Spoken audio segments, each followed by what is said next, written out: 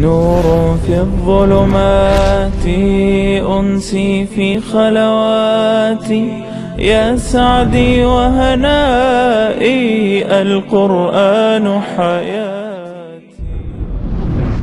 إنما حرم عليكم الميتة والدم ولحم الخنزير وما أهل به لغير الله، فمن اضطر غير باغ ولا عاد فلا إثم عليه، إن الله غفور رحيم.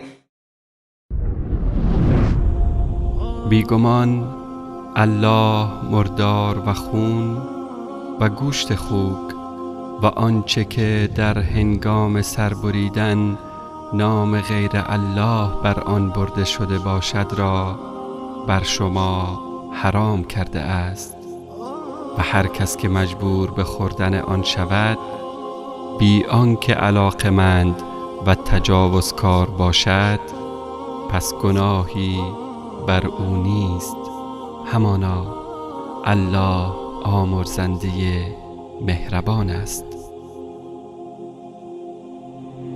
نور في الظلمات أنسي في خلواتي، يا سعدي وهنائي القرآن حياتي.